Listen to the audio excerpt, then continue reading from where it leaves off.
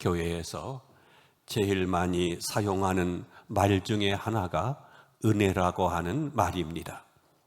사람들은 은혜를 받았다거나 또 은혜가 식었다고 말합니다. 사업이 잘 되는 것도 은혜라고 하고, 자녀가 대학에 들어가거나 직장에 취직한 것도 은혜라고 말합니다. 교회에 나오지 않는 사람들은 은혜라고 하는 말을 잘 이해하지 못합니다.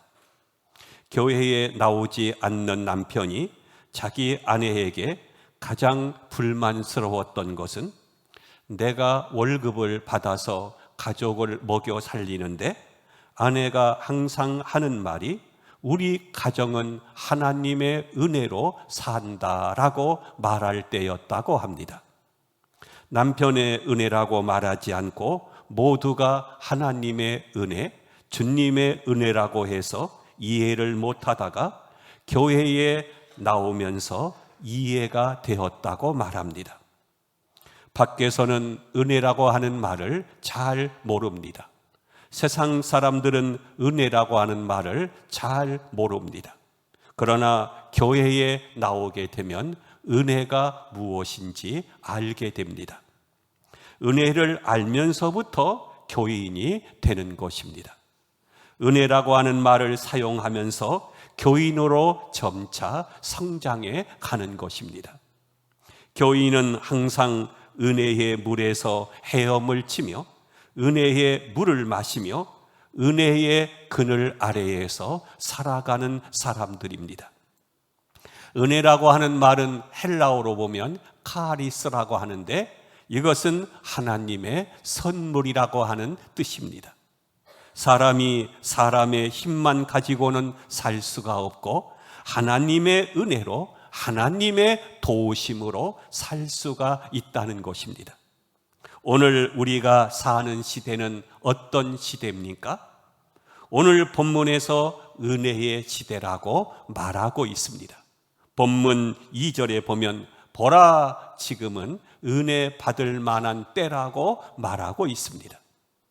예수님이 오시기 전에는 율법의 시대였습니다. 율법은 법을 말합니다. 법은 지키면 괜찮지만 지키지 않게 되면 법대로 심판을 받게 됩니다. 율법의 시대는 바로 법이 지배하는 시대였습니다. 구약 성경에는 모세의 십계명을 비롯해서 많은 율법이 있었습니다. 하라, 하지 말라, 먹어라, 먹지 말라, 씻어라, 씻지 말라 하는 것이 성경에 보면 많이 나옵니다. 만약 이것을 거스리게 되면 하나님 앞에서 벌을 받게 되고, 지키면 지키는 것만큼 복을 받게 됩니다. 이것이 예수님 때까지 쭉 내려오다가 예수님께서 오심으로 인해서 율법의 시대는 커튼이 닫히게 되고 은혜의 새로운 시대가 열리게 된 것입니다. 여러분, 예수님께서 오심으로 인해서 우리에게도 새로운 은혜의 시대가 열렸습니다. 은혜의 길이 열린 것입니다. 우리의 죄를 책망하시고 진노하시고 징계하시던 하나님이 우리를 사랑하셔서 값 없이 선물을 주는 시대가 된 것입니다. 누구로 말미암아 왔습니까? 바로 예수 그리스도로 말미암아 왔습니다. 예수님께서 우리를 대신하여 십자가를 지시고 대가를 지불하심으로 우리들의 무거운 짐을 벗겨주시고 진노를 받을 수밖에 없는 우리를 풀어주시고 예수 안에서 자유케 해주신 것입니다. 우리 대신 그리스도께서 고통을 당하셨습니다. 우리가 십자가를 귀하게 여기는 것은 예수님께서 우리를 대신해서 십자가를 지셨기 때문입니다. 그래서 우리에게 은혜가 주어지게 되었습니다. 예수님으로 말미암아 은혜의 길이 열리게 된 것입니다. 예수님으로 말미암아 하나님 앞에 나와서 은혜를 받을 수 있는 축복의 길이 열리게 된 것입니다. 이제는 예수만 믿으면 은혜를 받습니다. 예수님을 가까이 하게 되면 은혜를 받습니다. 예수를 믿으면 그 은혜로 말미암아 구원을 받게 됩니다. 그래서 에베소서 2장 8절에 보면 너희는 그 은혜에 의하여 믿음으로 말미암아 구원을 받았나니 이것이 너희에게서 난 것이 아니라 하나님의 선물이라고 했습니다. 주님의 은혜로 말미암아 우리가 구원을 받은 줄로 믿습니다.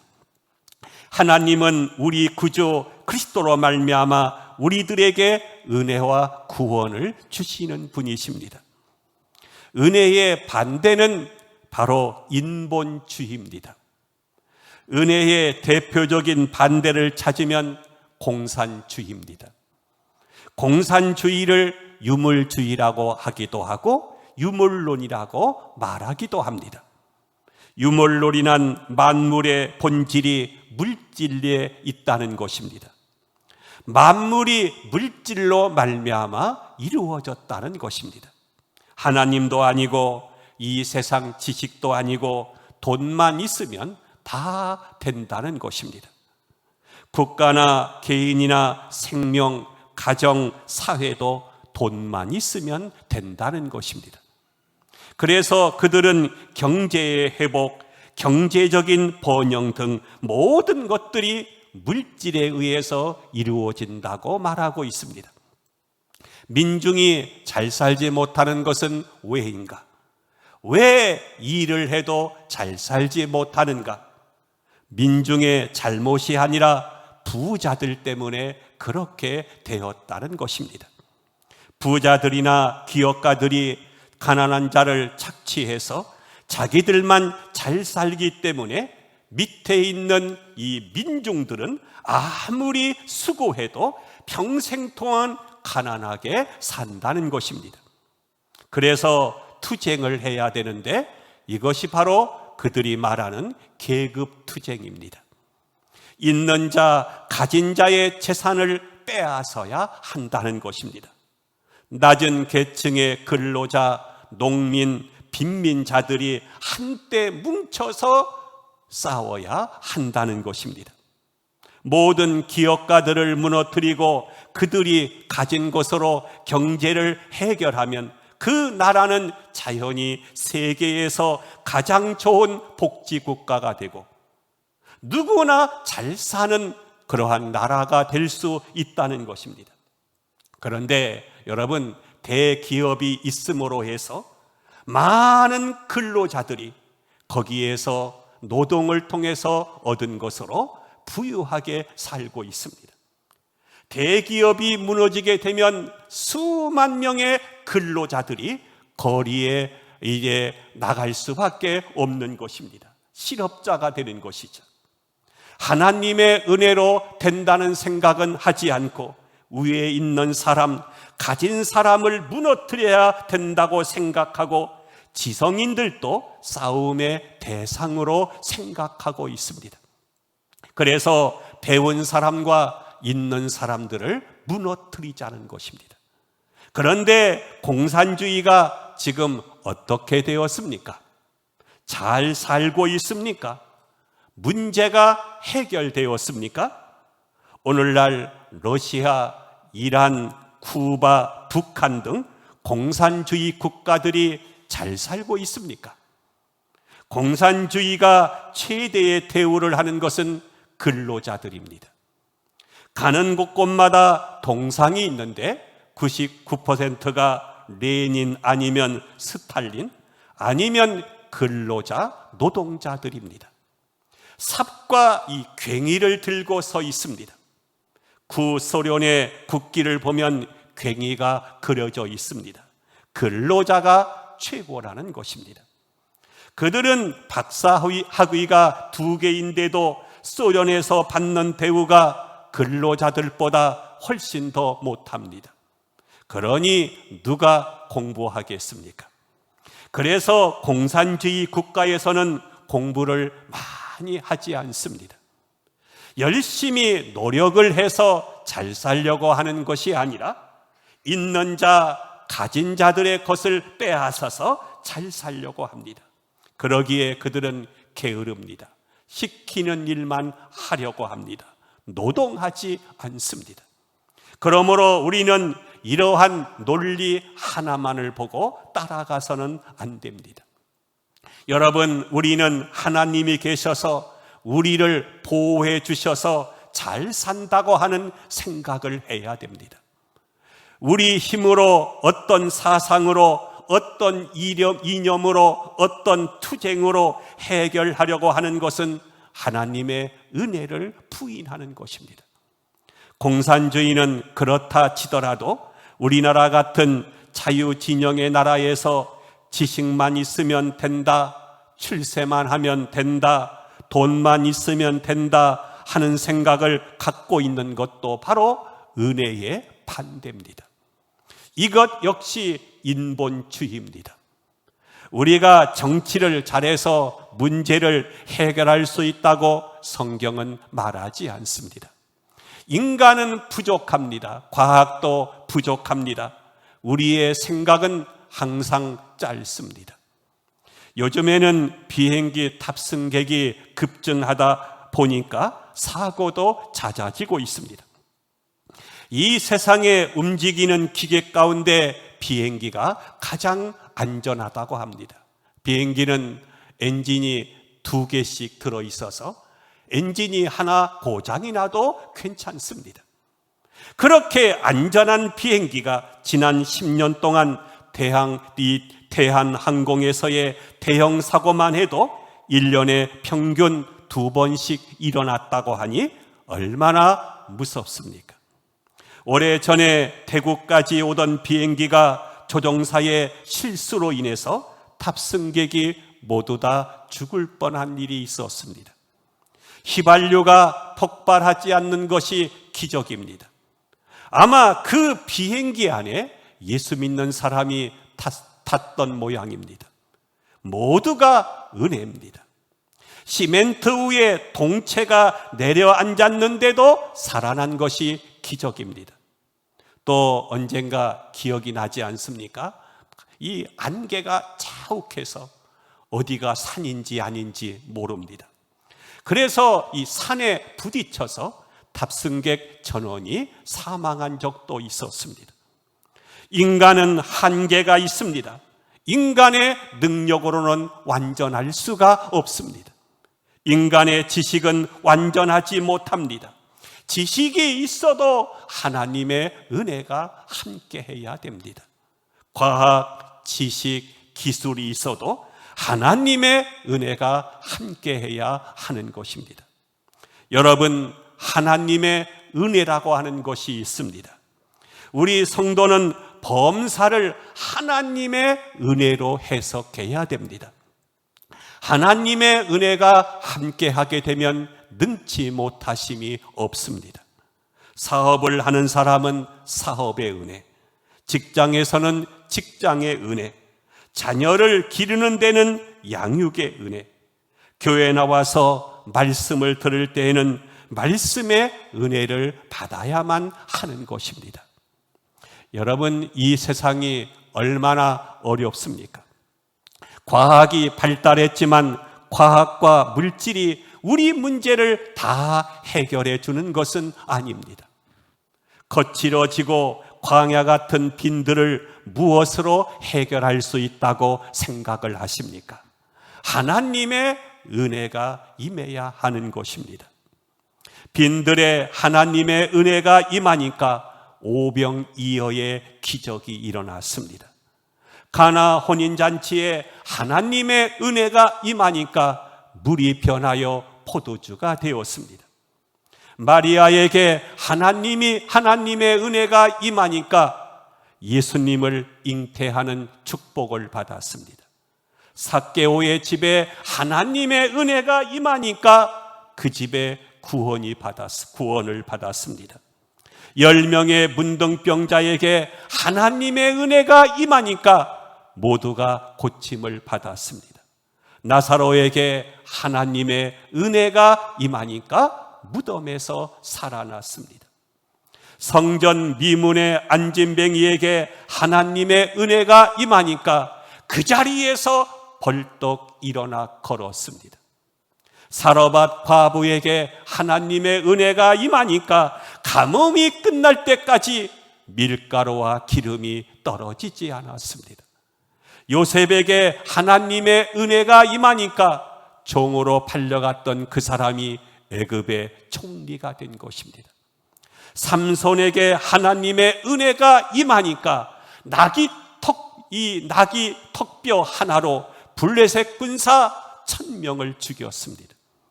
한나에게 하나님의 은혜가 임하니까 사무엘을 낳게 되었습니다. 다윗에게 하나님의 은혜가 임하니까 목동에서 왕이 되었습니다. 나하만 장군에게 하나님의 은혜가 임하니까 문둥병에서 고침받았습니다. 다니엘에게 하나님의 은혜가 임하니까 사자굴 속에서 살아난 것입니다. 솔로몬에게 또 하나님의 은혜가 임하니까 전무후무한 축복을 받았습니다. 히스기야 왕에게 하나님의 은혜가 임하니까 15년의 생명을 연장받았습니다. 엘리야에게 하나님의 은혜가 임하니까 불말과 불병거를 타고 하늘로 승천했습니다. 그러므로 우리에게는 무엇보다도 하나님의 은혜가 임해야 할 줄로 믿습니다. 이 세상은 내 계산대로 되지 않습니다.